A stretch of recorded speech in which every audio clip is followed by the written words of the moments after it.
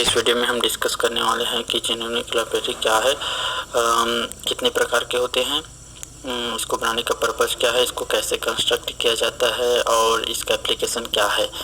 तो जिन लोगों ने हमारे चैनल को सब्सक्राइब नहीं किया है वे इस चैनल को सब्सक्राइब कर लें।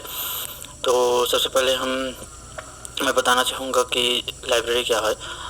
लाइब्रेरी ये एक ऐसा स्पेस है या जगह है जहाँ पर किसी भी पुस्तक की डिफरेंट कॉपीज़ रखी होती है। उसी प्रकार जीनोमिक लाइब्रेरी भी होता है। जीनोमिक लाइब्रेरी है वो किसी भी ऑर्गेनिज्म के डिफरेंट प्रकार के जीनों का कलेक्शन होता है।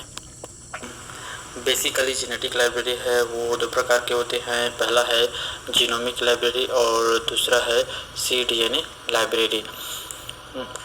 जीनोमिक लाइब्रेरी हम किसी भी लिविंग ऑर्गेनिज्म का बना सकते हैं। वो लिविंग ऑर्गेनिज्म बैक्टीरिया हो सकता है या कोई वायरस भी हो सकता है।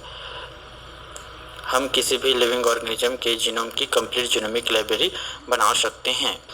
अब हम डिस्कस करेंगे कि जीनोमिक लाइब्रेरी को बनाने का पर्पज़ क्या है। अब हम इमेजिन करें कि हम लाइब्रेरी क्यों बनाते हैं। तो हम लाइब्रेरी बेसिकली इसलिए बनाते हैं ताकि हम वहाँ अगर हमें किसी प्रकार के नोट्स चाहिए तो हम उस लोकेशन पे जाएं, वहाँ पर सर्च करें और अगर हमें वहाँ से जो चीज़ हमें प्राप्त हो जाती है उसको लाएं और उसको सर्च करें। सेम थिंग जब हम जीनोमिक लाइब्रेरी की बात करते हैं तो जीनोमिक लाइब्रेरी हम इसलिए बनाते हैं ताकि एक ह्यूमन या किसी ऑर्गेनिज्म का कंप्लीट जीनोम हमें पता है। ये हमें पता चल गया कि इस लाइब्रेरी में ये पर्टिकुलर जीन प्रेजेंट है और हम जब जीनोमिक की बात कर रहे हैं तो सारे के सारे जीन प्रेजेंट है। तो हमें लोकेशन पता है, तो हमें कोई भी स्टडी करनी है तो उस पर्टिकुलर जीन को हम इस जीनोमिक लाइब्रेरी से ले सकते हैं और आगे प्रोसीड कर सकते हैं। अब जैसे कि हम बात करते हैं डायबिटीज़ जीन की बात करते हैं तो हमें उस पर्टिकुलर जीन पे वर्क करना है। तो क्या हमें ऐसा पॉसिबल है कि हमेशा हम एक ह्यूमन का जीनोम निकालेंगे और उसको हम रिस्ट्रिक्शन एंजाइम से हमेशा कट करेंगे, उसको वेक्टर में इंसर्ट करेंगे और फिर होस्ट में इंसर्ट करेंगे।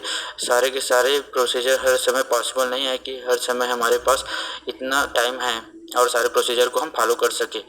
इसलिए अगर हम जीनोमिक की लाइब्रेरी हमारे पास बनी हुई है तो हम उस पर्टिकुलर जीन को निकाल करके उस पर रिसर्च कर सकते हैं। अब हम देखते हैं कि जीनोमिक लाइब्रेरी को कंस्ट्रक्ट करने का स्टेप कौन कौन से हैं। The step of genomic library constructions are: first is isolation of DNA from cells. Second is digestion into small fragment by using restriction enzyme. Third is introduction into a suitable vector. Fourth is insertions into a bacteria. Fifth, DNA isolation. Sixth, collection of genomic library. सबसे पहले हम किसी भी living organism के genome को isolate करेंगे, फिर उसको हम स्पेसिफिक रिस्ट्रिक्शन एंजाइम की मदद से हम उसको कट करेंगे, जिससे हमें मिलियंस ऑफ फ्रेगमेंट उस जीनोम के प्राप्त हो जाएंगे। अब जो फ्रेगमेंट्स हमको प्राप्त होगा उसको हम सूटेबल वेक्टर में इंसर्ट कर देंगे। सूटेबल वेक्टर में इंसर्ट करने के बाद हम उसको होस्ट ऑर्गेनिज्म में इंसर्ट कर देंगे। होस्ट ऑर्गेनिज्म में इंसर्ट करने के बाद उसको अगार का जो कल्चर है उसमें हम कॉलोनी फॉर्मेशन के लिए उसको ग्रो होने देंगे। उसकी कॉलोनी फॉर्मेशन जैसे होगा उसके बाद फिर हम वहाँ से डीएनए को आइसोलेट कर लेंगे। इस प्रकार हमें जो पर्टिकुलर ऑर्गेनिज्म का पूरा जीनोमिक लाइब्रेरी हमें प्राप्त हो जाएगा। इस प्रकार से ये सब किया जाता है।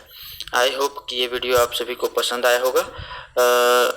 अगर वीडियो पसंद आया होगा तो लाइक, सब्सक्राइब, कमेंट और शेयर करना ना भूलिएगा। Thank you for watching this video.